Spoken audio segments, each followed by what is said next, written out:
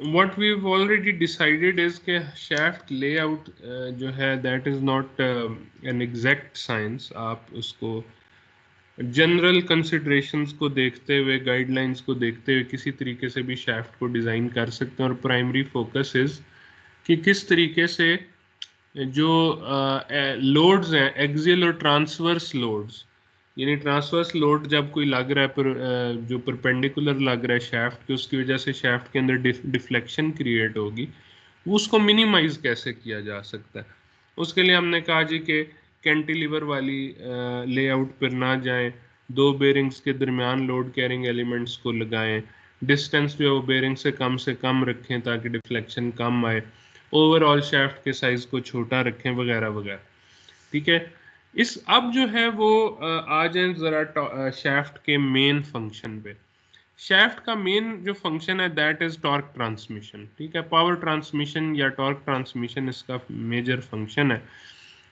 और उसमें for example अगर आप एक गियर बॉक्स की बात करें, अगर एक मोटर के साथ गियर बॉक्स लगा है तो मोटर की जो शाफ्ट है वो गियर्स को ड्राइव करेगी, गियर्स के अंदर आगे शाफ्ट्स लगी होंगी, वो पावर को आउटपुट तक या व्हील्स तक या जो भी मोटर जिस चीज़ को ड्राइव करिए वहां तक पावर को लेकर जाएंगे। ठीक है, तो शाफ्ट्स के ऊपर जो एलिमेंट्स हैं लगे हुए, उन एलिमेंट्स में से टॉर्क ट्रांसफर होना है शाफ्ट पे, और फिर जो आउटपुट पे एलिमेंट्स लगे हुए हैं शाफ्ट से, उन एलिमेंट्स के अंदर भी टॉर्क ट्रांसफर होना है। ठीक है, फॉर एग्जांपल ये अगर मेरी शाफ्ट है और मेरे ऊपर उस पे दो गियर लगे हुए हैं, ठीक है,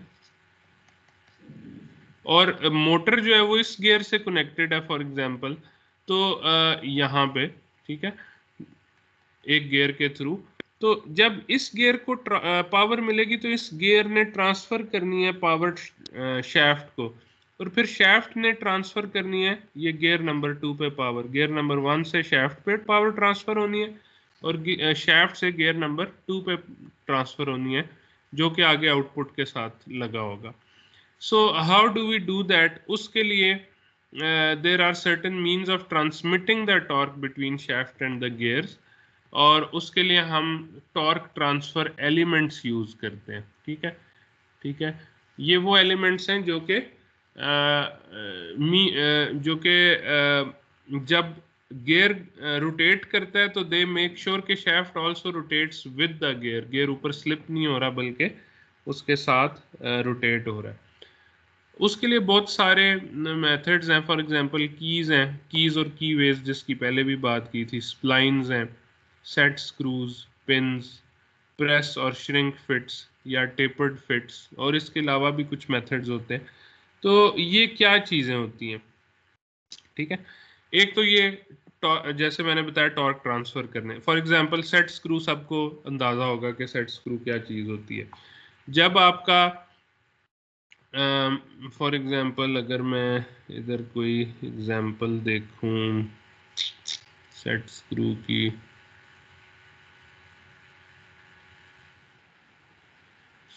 फॉर एग्जांपल आपने एक गियर इधर लगाना था, although this is not example of set screw, लेकिन अगर आपने इस गियर को इस शाफ्ट के ऊपर कनेक्ट करना था तो you could have used a set screw here.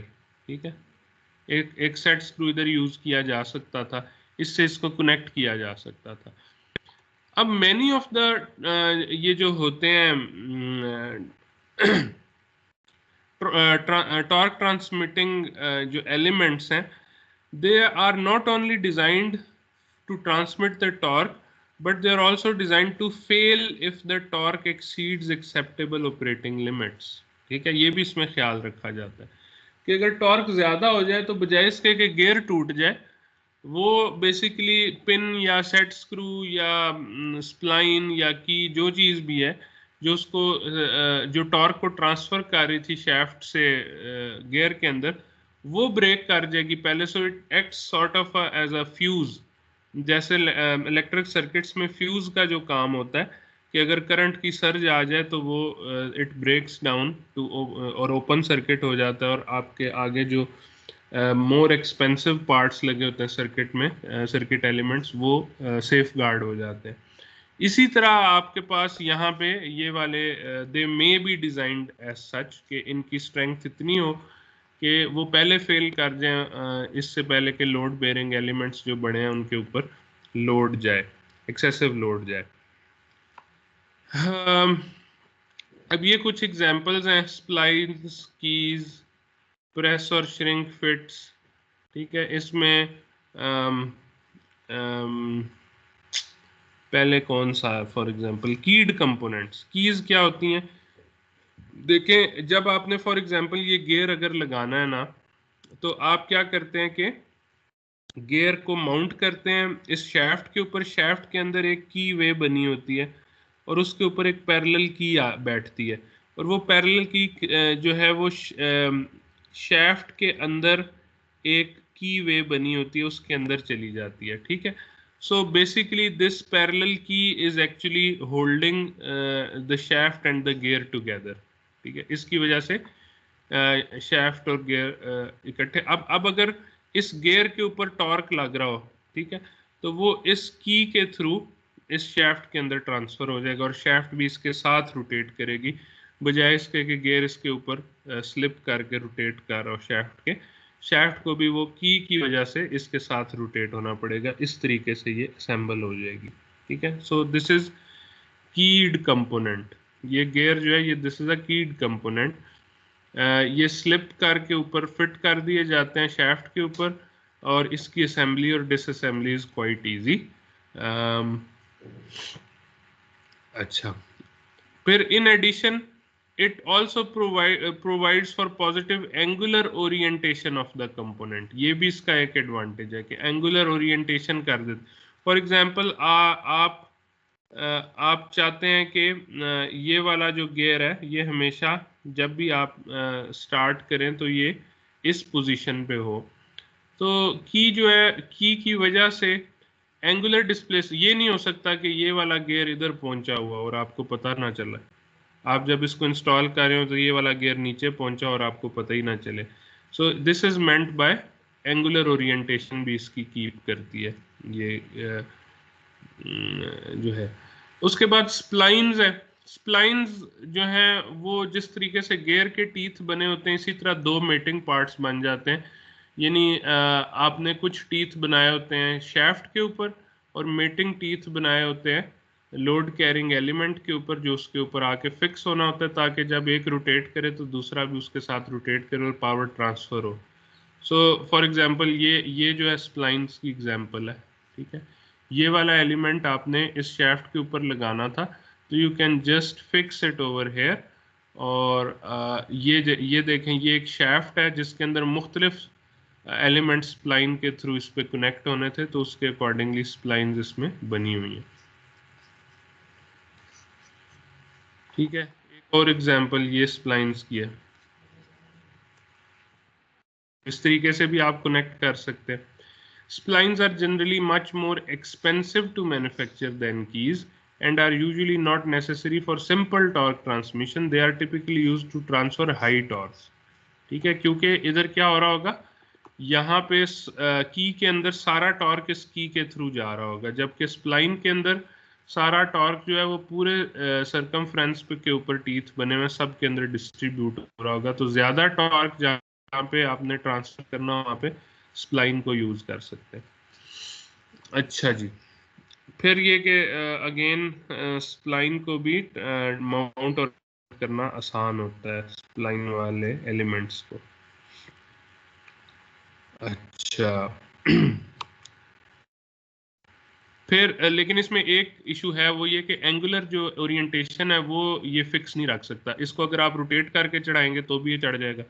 तो जहाँ पे फेज एंगल को भी कंजर्व करना इंपॉर्टेंट हो, वहाँ पे आप स्प्लाइन को यूज नहीं करते, वहाँ पे की या की वे को यूज किया जाता है। अच्छा, इसके अलावा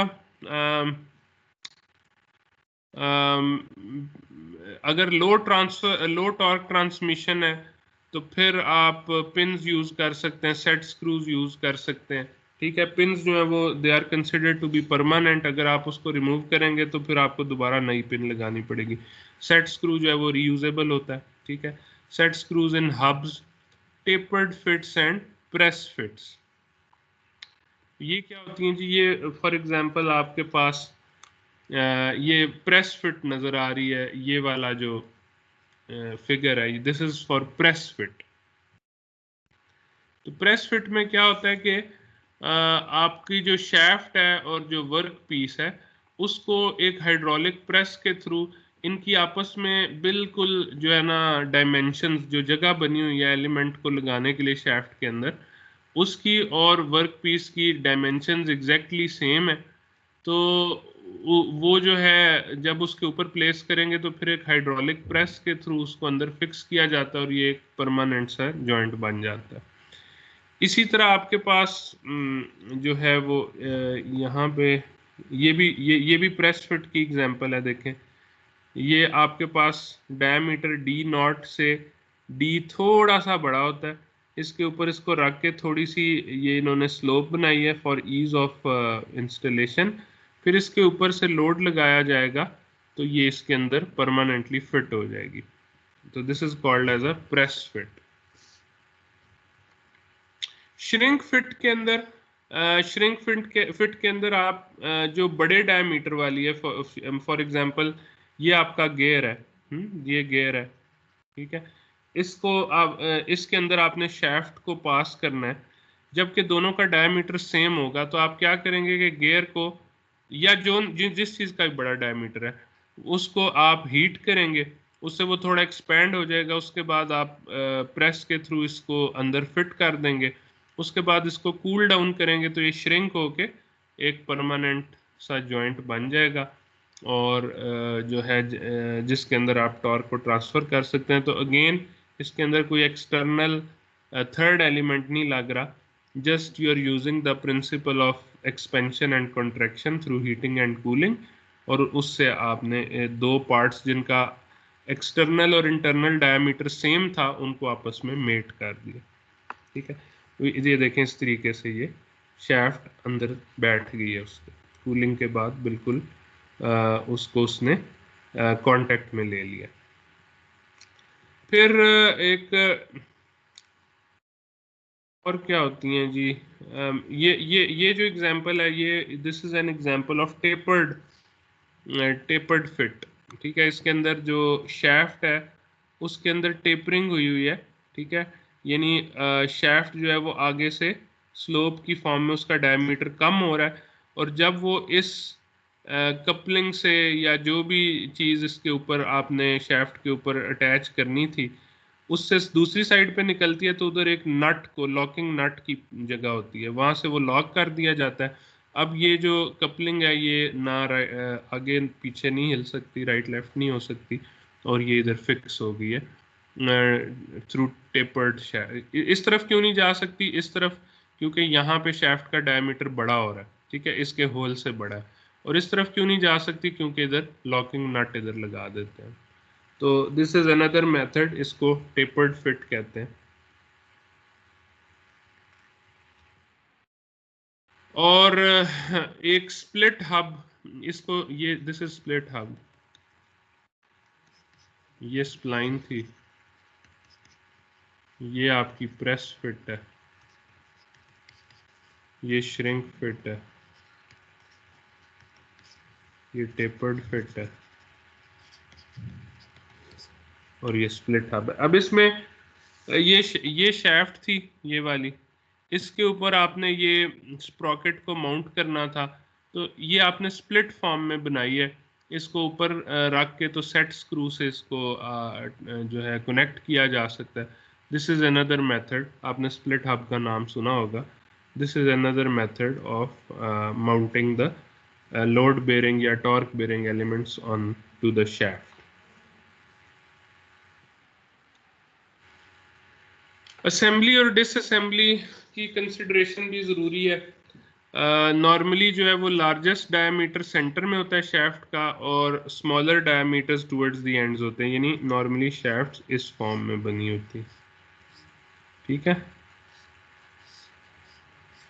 इसकी क्या वजह है, ताकि आपके जो एलिमेंट्स सेंटर में लगे हुए हैं उनकी डिसअसेंबली के लिए उनको जब निकालना पड़ेगा, तो अगर यहाँ से डायमीटर बड़ा होता, शोल्डर इस तरीके से बना होता, तो फिर ये वाला एलिमेंट कभी भी इस साइड से निकल ना सकता। So that is why we keep the largest diameter in the center of the shaft with progressively smaller diameters towards the ends to allow components to be slid on from the ends.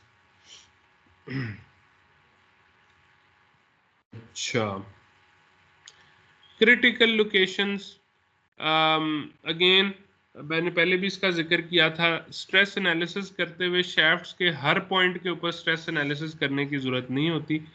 जहां पे critical आपको नजर आ रहे हैं points, load ज़्यादा है, stress concentration वाले regions हैं, ऐसे रीजन्स के ऊपर आप स्ट्रेस एनालिसिस करें तो बाकी पॉइंट्स के ऊपर एनालिसिस करने की ज़रूरत नहीं रहती।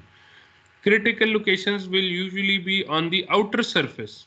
ठीक है, आपको पता है कि sigma is equal to M C over I होता है और tau is equal to T R over J होता है। तो आर और सी की वैल्यू मैक्सिमम कहाँ पे होती है? जहाँ पे क्रॉस सेक्शनल डायमीटर मैक्सिमम होता है, यानी आउटर सरफेस के ऊपर। सो देयरफॉर आउटर सरफेसेस वो क्रिटिकल लोकेशंस हैं। At axial locations where the bending moment is large. ठीक है, जहाँ पे बेंडिंग मोमेंट बड़ा हो, मसलन आपका अगर कैंटिलीवर बीम के फॉर्म में बेंडिंग लोड लग रहा है तो जहाँ पे उसको सपोर्ट किया हुआ है, बेरिंग है जहाँ पे, वहाँ पे मैक्सिमम आएगा बेंडिंग लोड, तो आप उस जगह पे कर सकते हैं stress analysis. Where the torque is present, आप फ्री बॉडी डायग्राम बना के देख लें कि टॉर्क किधर किधर मौजूद है पूरी शाफ्ट के अंदर। तो टॉर्क, हाई टॉर्क वाले पॉइंट्स के ऊपर आप सेक्शंस के ऊपर स्ट्रेस एनालिसिस करें। And where stress concentrations exist, तो शोल्डर्स में नॉर्मली स्ट्रेस कॉन्सेंट्रेशन होती है, आप उधर भी स्ट्रेस एनालिसिस कर सकते हैं। हाँ, most shafts will transmit torque through a portion of the shaft. Typically, the torque comes into the shaft at one gear and leaves the shaft at another gear. So this is understandable. A free body diagram of the shaft will allow the torque at any section to be determined. The torque is often relatively constant at steady state operation. The shear stress due to the torsion will be greatest on outer surfaces. I think this is all. ये सारी चीज़ें आपको already पता है। Tau is equal to T R over J की वजह से outer surface पे शेयर स्ट्रेस की वैल्यू ग्रेटेस्ट होती है और टॉर्क्स भी नॉर्मली कांस्टेंट होते हैं। एक कांस्टेंट स्पीड के ऊपर शाफ्ट जो है वो रोटेट कर रही होती है, जिसकी वजह से आप उसका स्टैटिक एनालिसिस कर सकते हैं। डायनामिक एनालिसिस की तब ज़रूरत पड़ेगी जब फॉर एग्जांपल आपका बेंडिंग मोमेंट या कोई और चीज़ जो है वो वेरी कर रही हो, वेरिएबल फॉर्म में लोड लग रहा हो, तो फिर आपको इसका डायनामिक एनालिसिस करना पड़ेगा।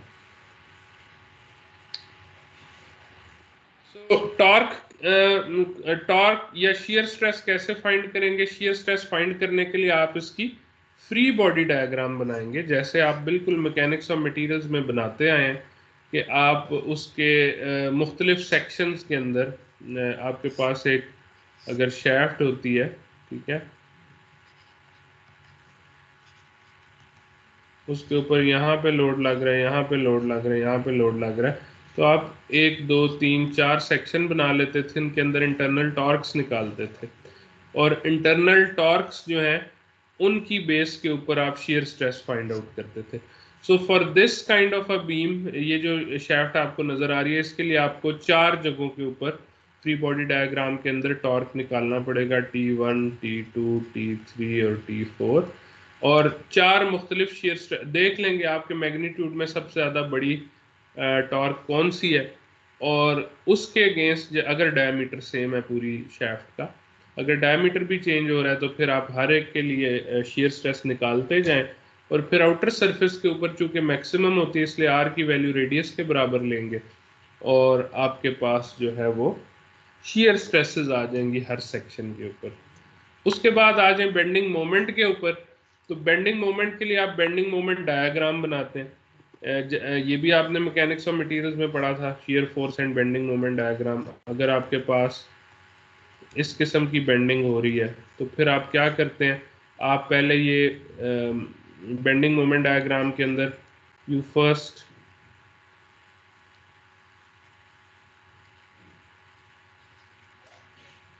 Find out the reactions over here, इधर रिएक्शंस फाइंड आउट करते हैं। उसके बाद पहले ये सेक्शन करते हैं 1, फिर सेकंड सेक्शन, फिर थर्ड सेक्शन, फिर फोर्थ सेक्शन। ठीक है, हर सेक्शन के ऊपर आप शियर फोर्स और बेंडिंग मोमेंट जो है वो ड्रॉ करते हैं और इनकी वैल्यूज फाइंड आउट करते हैं फ्री बॉडी डायग्राम से। उसके बाद बेंडिंग मोमेंट डायग्राम में यू कैन, यानी आपके पास इस किस्म की डायग्राम आ जाती है जिसके अंदर सारे बेंडिंग मोमेंट्स गिवन होते हैं। जहां पे बेंडिंग मोमेंट मैक्सिमम होगा वहां पे आपको पता है कि नॉर्मल स्ट्रेस भी मैक्सिमम होगी। आपको पता लग जाएगा कि ये क्रिटिकल लोकेशन है और यहाँ पे मुझे स्ट्रेस फाइंड आउट करनी चाहिए। तो बाय द वे, मैं अभी क्लास के शुरू में भी बता रहा था कि नेक्स्ट वीक में आपका क्विज भी होगा, इसी चैप्टर में से होगा। उसके लिए आप मैकेनिक्स ऑफ मटेरियल्स में जो शियर फोर्स और बेंडिंग मोमेंट डायग्राम्स और जो टॉर्क कैलकुलेट करने के लिए फ्री बॉडी डायग्राम्स आपने देखी थी उनको भी रिवाइज कर लीजिएगा। शियर फोर्स और बेंडिंग मोमेंट डायग्राम जो मैकेनिक्स ऑफ मटेरियल्स में आपने प्रॉब्ली चैप्टर 5 में पढ़ी थी चीज़ें। अच्छा जी, तो जहां पे since most shaft problems incorporate gears or pulleys that introduce forces in two planes, ठीक है, अगर आपके पास बाई प्लेनर प्रॉब्लम आ रही है, दो प्लेन्स के अंदर आ रही है, तो आप दो बेंडिंग मोमेंट डायग्राम्स बना लें। एक for example X Y axis के अंदर बना लें, एक्स वाई प्लेन के अंदर, और एक एक्स जी प्लेन के अंदर। जब आप एक्स वाई प्लेन के अंदर बना रहे होंगे बेंडिंग मोमेंट डायग्राम, तो आप एक्स जी प्लेन के अंदर जो भी बेंडिंग लग रही है उसको कंसिडर नहीं करेंगे, ठीक है। यानी क्या मतलब है इसका, कि जब आपकी ये शेफ्ट है, ठीक है, ये या रादर मैं थोड़ा सा इसको 3D अगर बनाऊं, तो ये इस डायरेक्शन में भी बेंड हो रही है और इस डायरेक्शन में भी बेंड हो रही है, ठीक है। ये मकसद है इस बात का। क्योंकि लोड इस डायरेक्शन में भी बेंडिंग लोड लग सकता है और इस डायरेक्शन में भी बेंडिंग लोड लग सकता है। अक्सर क्या होगा कि इनका कॉम्बिनेशन लग रहा होगा और आपकी बेंडिंग जो है दोनों डायरेक्शंस में हो रही होगी।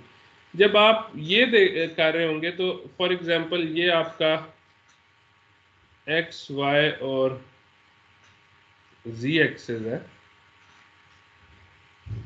ठीक है। तो ये वाली जो आपकी बेंडिंग है एक्स जी में लग रही है और ये वाली जो बेंडिंग एक्स वाई प्लेन में लग रही है, तो आप एक्स वाई प्लेन की इंडिपेंडेंट बेंडिंग मोमेंट डायग्राम बना लें और एक्स जी प्लेन की इंडिपेंडेंट बेंडिंग मोमेंट डायग्राम बना लें। जब आप एक्स वाई की बना रहे होंगे तो आप इस वाली बेंडिंग को कंसिडर नहीं करेंगे, और जब आप एक्स जी में बना रहे होंगे तो रादर वाई जी में, ये वाई जी में बन रही है ये वाली, जब आप वाई जी प्लेन में बना रहे होंगे तो फिर आप इसको कंसिडर नहीं कर रहे होंगे, ठीक है। तो this is what is meant by having forces in two planes and the bending in two planes. ये वैसे हमने एक प्रॉब्लम में किया भी था मैकेनिक्स और मटेरियल्स में, इस तरह का एक असाइनमेंट में आई थिंक, जिसका मैंने सोल्यूशन भी दिखाया था फिर।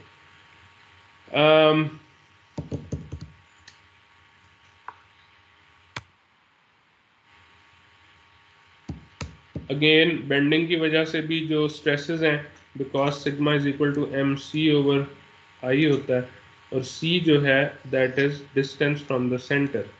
तो अगर आप सी को आर के इक्वल लेंगे तो you will have maximum sigma max, ठीक है, सी को अगर आर के इक्वल लेंगे। तो that is why it says के bending moments will be greatest on the outer surfaces, the normal stress due to bending moment, ठीक है, सिग्मा मैक्स जो है that will be maximum on the outer surface। बाकी चीज़ें आपको आती हैं, इट्स वेरी सिंपल, कोई इसमें इशू नहीं है। So what we will do is we will try to go on the fatigue now. ये सारी चीज़ें आप एक नज़र देखिए ज़रूर, पढ़ें ज़रूर, ये जो सारा टेक्स्ट लिखा हुआ है ज़्यादातर बुक में से है, और ज़्यादातर वो चीज़ें, बल्कि सारी वो चीज़ें जो आप ऑलरेडी पिछले कोर्स में या इस कोर्स के शुरू में कवर कर चुके हैं।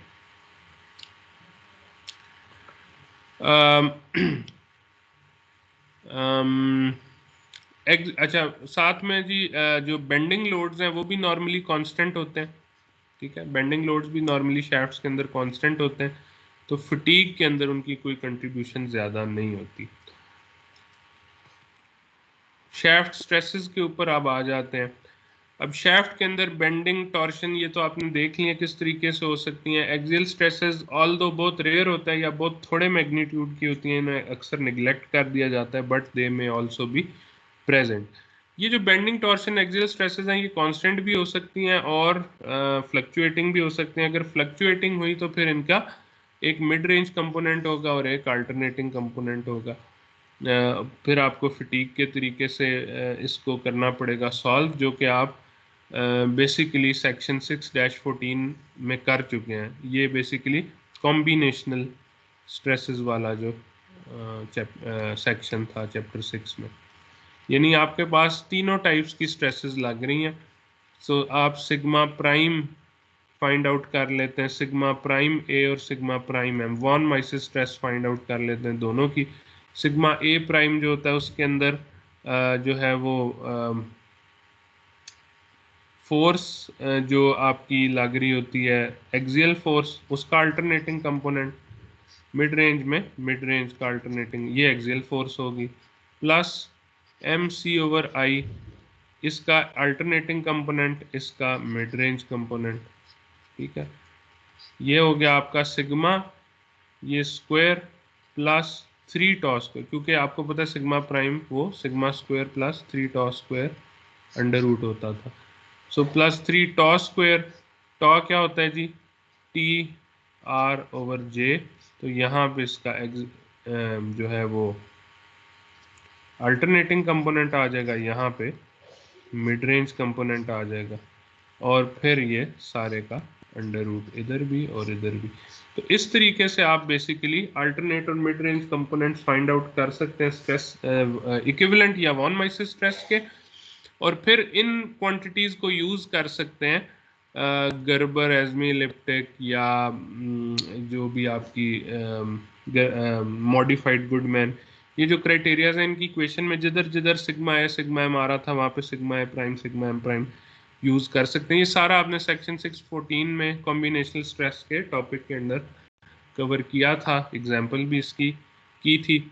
यहाँ पे हम अच्छा यहाँ पे ये मैंने जो कुछ भी लिखा है इसके साथ उसने ये भी लगा दिए स्ट्रेस कंसंट्रेशन फैक्टर्स फटीग और शेयर के, ये भी लग गए हैं। ठीक है, तो यहाँ पे बेसिकली के एफ लग गए हैं, यहाँ पे के एफ एस लग गए हैं।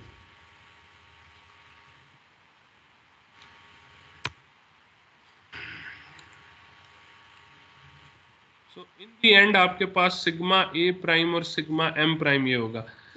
मैंने इधर इस स्लाइड में ये बात की थी कि एक्सियल स्ट्रेसेस जो हैं they are normally very low in magnitude, can be neglected. तो यहाँ पे इनको निगलेक्ट कर दें आप, so you will end up with this type of an equation. ये बेसिकली मैं अब स्पेसिफिक इक्वेशंस लिख रहा हूँ शैफ्ट्स के लिए। पहले तो आपने जो चैप्टर 6 में जनरल इक्वेशंस पढ़ी थी वो शैफ्ट्स के ऊपर और बाकी सारे एलिमेंट्स पे भी लगती थी। अब मैं शैफ्ट्स के लिए इनको कस्टमाइज कर रहा हूँ इक्वेशंस को। तो सिग्मा ए प्राइम और सिग्मा एम प्राइम अब आप देखें डायरेक्टली, अब उसने इधर एम सी ओवर आई नहीं लिखा, बल्कि चूंकि शैफ्ट हमेशा सर्कुलर होती है इसलिए उसने उसको 32 M over pi D cube लिखा है। इसी तरह टी को उसने शेयर स्ट्रेस को टी आर ओवर जे नहीं लिखा बल्कि 16 T over pi D cube लिखा है, क्योंकि शैफ्ट के लिए कस्टमाइज्ड इक्वेशन है। जब आपके पास सिग्मा ए प्राइम और सिग्मा एम प्राइम की वैल्यूज इस तरह आ गई, अब आप मॉडिफाइड गुडमैन क्राइटेरिया को यूज कर सकते हैं इधर ऐसे, और एन फाइंड आउट कर सकते हैं। ठीक है, इसमें सिग्मा ए प्राइम और सिग्मा एम प्राइम की वैल्यूज को सब्सटीट्यूट कर दें इस इक्वेशन 5 और 6 से, तो you will get this is now a special या specific equation for shafts। modified Goodman के थ्रू अगर आपने फैक्टर ऑफ सेफ्टी निकालना है तो आप ये इक्वेशन यूज करें। ठीक है, इसी तरह अगर आपने डायामीटर निकालना है, आपको जो है अल्टीमेट स्ट्रेंथ गिवन है, एंड्योरेंस स्ट्रेंथ गिवन है, आपसे कहा जाता है कि आप एक ऐसी शैफ्ट डिजाइन करें जिसमें सिग्मा ए प्राइम और सिग्मा एम प्राइम या मोमेंट और टॉर्क की वैल्यूज दी हों, तो आप कितने डायमीटर की सिलेक्ट करेंगे शैफ्ट, उसके लिए आप इसी फॉर्मूला को सॉल्व कर लें, ठीक है, फॉर दिस डी। तो वो क्या आ जाएगा आपके पास ये इक्वेशन आ जाएगी। तो ये मॉडिफाइड गुडमैन के, ये मॉडिफाइड गुडमैन क्राइटेरिया से आपने शाफ्ट को डिजाइन किया है यूजिंग डी।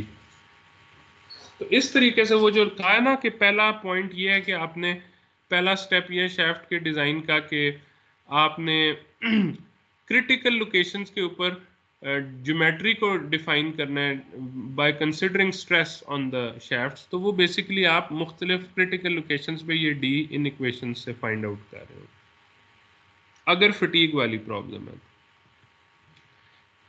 तो ये बेसिकली दोनों, ये डीई गुडमैन यानी डिस्टॉर्शन एनर्जी गुडमैन, इसको डिस्टॉर्शन एनर्जी गुडमैन इसलिए कह रहे हैं कि गुडमैन क्राइटेरिया यूज किया और डिस्टॉर्शन एनर्जी थ्योरी के जरिए आपने ये इक्विवेलेंट स्ट्रेस फाइंड आउट की थी, ठीक है। तो इसको डीई गुडमैन कह रहा है इन इक्वेशंस को। ये एनालिसिस की इक्वेशन है, ये डिजाइन की इक्वेशन है। इसी तरह डीई गर्बर में भी थी, ये एनालिसिस की इक्वेशन है और ये जनाब आपकी डिज़ाइन इक्वेशन है। इसके अंदर आपने ए और बी डिफाइन कर दिए जो कि ये है, ठीक है। इसी तरह डीई एजमी इलिप्टिक, ये एनालिसिस की इक्वेशन है, ये डिज़ाइन की इक्वेशन है। डीई सॉडरबर्ग, चारों की आ गई, ये एनालिसिस की इक्वेशन है, इसमें फैक्टर ऑफ सेफ्टी फाइंड कर सकते हैं। और ये डिज़ाइन की इक्वेशन है, इसमें आप डायमीटर फाइंड आउट कर सकते हैं। For a rotating shaft with constant bending and torsion, देखें जब आपकी कहीं पे बेंडिंग हो रही होती है किसी शाफ्ट की, ठीक है, तो आपके पास मैंने बताया था कि अगर ये कांस्टेंट लोड भी है तो ये जो सरफेस बेंड हो रही है इस तरीके से, ठीक है, ये जब रोटेट होती है तो ये टेंशन और कंप्रेशन के अंदर आ रही होती है, ठीक है। और बेसिकली आपकी स्ट्रेस यूं चल रही होती है, कंप्लीटली रिवर्स स्ट्रेस होती है और प्लस सिग्मा और माइनस सिग्मा के दरमियान ऑसिलेट कर रही होती है। So for rotating shafts with constant bending and torsion, the bending stress is completely reversed इस तरीके से, and the torsion is steady state, ठीक है। टॉर्क तो जो भी लग रहा है वो स्टेडी या टी की वैल्यू में, टी की फॉर्म में अक्सर टॉर्क कांस्टेंट लग रहा होगा। तो फिर आप ये कह सकते हैं इस केस में सिग्मा मिड रेंज या moment of mid range moment जो है वो जीरो होगा, और अल्टरनेटिंग कंपोनेंट ऑफ टॉर्क या शियर स्ट्रेस का जो अल्टरनेटिंग कंपोनेंट है वो भी जीरो होगा, ठीक है, क्योंकि कांस्टेंट वैल्यू पे टॉर्क और शियर स्ट्रेस लग रही है। तो आप ये जो इक्वेशंस ऊपर आपको नजर आ रही हैं, इसमें अगर आप इस किस्म की सिचुएशन के लिए बना रहे हैं तो फिर आप एम एम को और टी ए को ज़ीरो ले सकते हैं और आपके पास ये वाला और ये वाली टर्म बाकी रह जाएगी, ये वाली टर्म ज़ीरो हो जाएगी, ठीक है। So this is another consideration.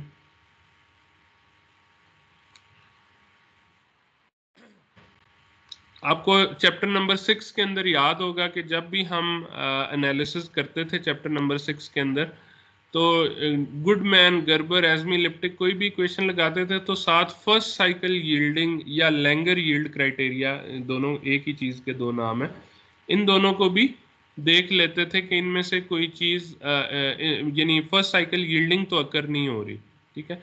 So you have to consider the possibility of static failure in the first load cycle। कैसे आप करते हैं, उसमें हमने चैप्टर नंबर 6 में कहा था कि सिग्मा मैक्स प्राइम को आप सिग्मा प्राइम मैक्स को basically you can take it as sigma A prime plus sigma M prime. This is a conservative estimate. जो एक्चुअल सिग्मा प्राइम मैक्स की वैल्यू है वो ये है, अगेन वॉन माइसिस टेस्ट से, ठीक है, sigma M plus sigma square plus 3 tau M plus tau square whole under root. But you can also use this equation as well, alternately दोनों में से कोई भी इक्वेशन यूज कर सकते हैं। तो आपके पास सिग्मा प्राइम मैक्स की ये वैल्यू आती है और आप एन वाई की वैल्यू फाइंड आउट करते हैं S Y over sigma prime max से। फिर आप एन एफ और एन वाई को आपस में कंपेयर करते हैं, जिसकी वैल्यू छोटी होगी वो जो है वो मोड ऑफ फेलियर बनेगा, फर्स्ट साइकिल यील्डिंग या फटीग फेलियर में से दोनों में से एक जो आप पिन पॉइंट कर सकते हैं कि पहले फेलियर किसकी वजह से अकर होगा, वो इस तरीके से कर सकते हैं। तो एक एग्जांपल है ये सिंपल सी। At a machined shaft shoulder, the small diameter D is 1.1 inches, the large diameter is 1.65 inches. ठीक है, अब एक शोल्डर है शाफ्ट का, वो इस तरह से बना हुआ है 1.1 इंच और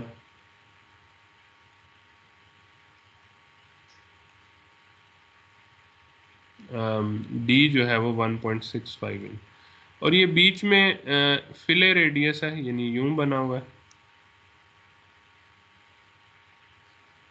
तो ये जो फिले रेडियस है that is 0.11 inches. The bending moment is 1260 pound inch and the steady torsion moment is 1100 pound inch। ठीक है, स्टेडी टॉर्क है और बेंडिंग मोमेंट है, ये दोनों इसके ऊपर लग रहे हैं और दोनों की वैल्यू कांस्टेंट है। The heat treated steel shaft has an ultimate strength of 5 kilopound per square inch and a yield strength of 82 kilopound per square inch. The reliability goal is 0.99. Determine the fatigue factor of safety of the design using each of the fatigue failure criteria described in this section and determine the yielding factor of safety। ठीक है, सो एक चीज कि इसके अंदर ये चूंकि rotate हो रही होगी शाफ्ट, तो इसके अंदर बेंडिंग मोमेंट जो है वो कंप्लीटली रिवर्स्ड हो जाएगा। ठीक है, उसका अल्टरनेटिंग कंपोनेंट आएगा और टॉर्क टॉर्क जो है वो उसका मिड रेंज कंपोनेंट आएगा, अल्टरनेटिंग कंपोनेंट 0 होगा। तो सबसे पहले वो क्या करता है जी कि वो शियर और नॉर्मल स्ट्रेस के लिए के एफ फाइंड करता है। के एफ आपको याद होगा 1 प्लस क्यू इंटू के टी माइनस 1 होता था, या 1 प्लस क्यू शियर इंटू के टी शियर माइनस 1 होता था। ये के एफ और के एफ एस के फॉर्मूलाज थे। ये स्ट्रेस कॉन्सेंट्रेशन फैक्टर फटीग के। तो पहले आप के टी फाइंड करते हैं, के टी फाइंड करेंगे 1.68 आएगा फिगर A39 में से।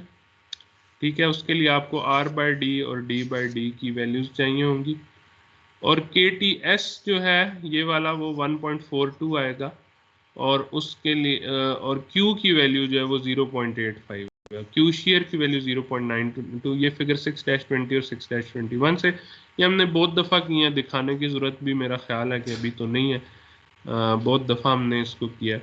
सो के एफ और के एफ एस की वैल्यूज़ 1.58 और 1.39 आ जाएंगी।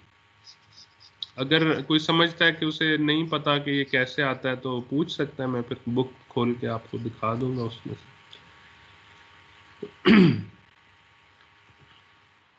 फिर आपने एंड्योरेंस स्ट्रेंथ फाइंड आउट करनी है। सबसे पहले आपने एस प्राइम ई फाइंड आउट करना है, क्योंकि बेसिकली आपके पास ये जो फार्मूलाज हैं इनके अंदर एंड्योरेंस स्ट्रेंथ भी आ रही है, यील्ड स्ट्रेंथ भी आ रही है, और बाज़ फार्मूलाज के अंदर जैसे कि गर्बर वाला फार्मूला उसमें अल्टीमेट स्ट्रेंथ भी आ रही है।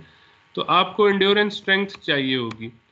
एंड्योरेंस स्ट्रेंथ के लिए आप पहले रोटेटिंग बीम की एंड्योरेंस स्ट्रेंथ निकालते हैं, S prime E which is half of S U T. उसके बाद जो है surface finish factor, size factor, load factor, ठीक है, ये सारी चीज़ें निकालते हैं।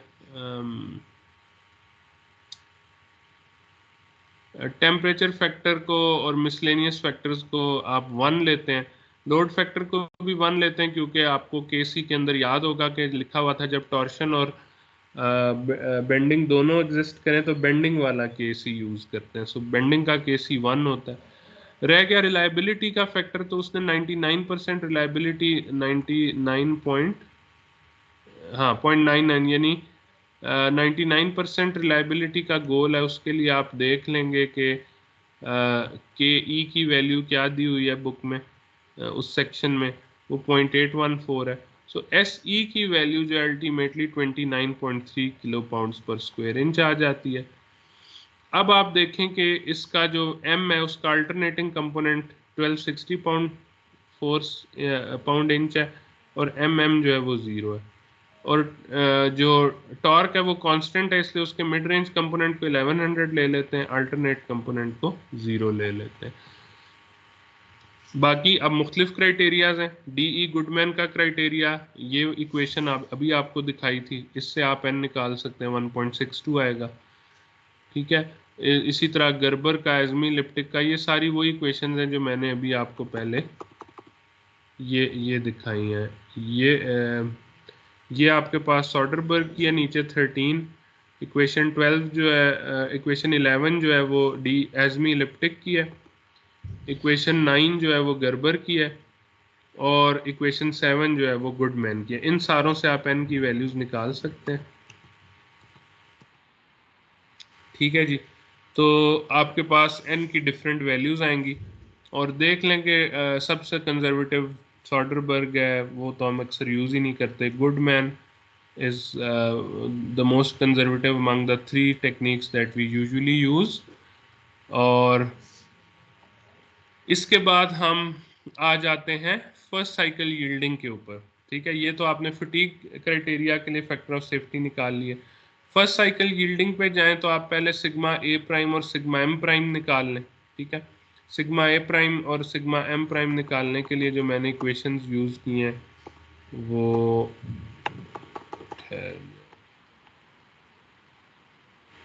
ये हैं बेसिकली। ठीक है, तो ये जो फर्स्ट इक्वेशन है इसके अंदर आपका जो टी ए है वो 0 है, और ये जो सेकंड इक्वेशन है इसके अंदर ये MM 0 है। सो आपके पास ये और ये बचता है।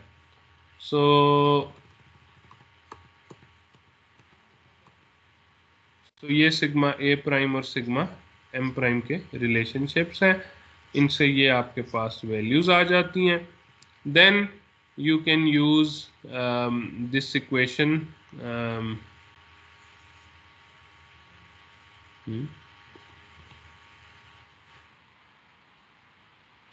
Then you can use sigma prime max equal to, ये दूसरे इसको छोड़ दें आप, ये तो एग्जैक्टली वही चीज़ है जो आप पहले कर चुके हैं। सिग्मा प्राइम मैक्स जो है वो sigma A prime square plus 3 sigma M sorry plus 3 tau M square whole under root जो है उसके इक्वल आ जाता है, and ultimately this is becomes equal to 4.48। ठीक है, या आप ये भी कर सकते हैं, sigma prime max is equal to sigma A prime plus sigma M prime, और N Y is equal to S Y over sigma prime max, जो कि आप इधर से ला सकते।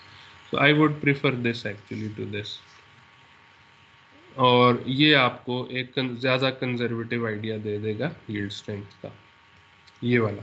ठीक है, 3.23, तो दिस इज मोर कंजर्वेटिव, ये छोटा फैक्टर ऑफ सेफ्टी दे रहा है। So this is how we do the stress analysis. अब हमें तकरीबन थोड़ा सा टाइम और चाहिए होगा नेक्स्ट वीक में, जो हम इसका डिफ्लेक्शन एनालिसिस कर लेंगे। कोई क्वेश्चन है तो पूछ लें, और जैसे मैंने कहा कि अगले वीक में आपका क्विज भी होगा इसी चैप्टर में से, उसकी भी तैयारी रखिएगा जी। Any questions?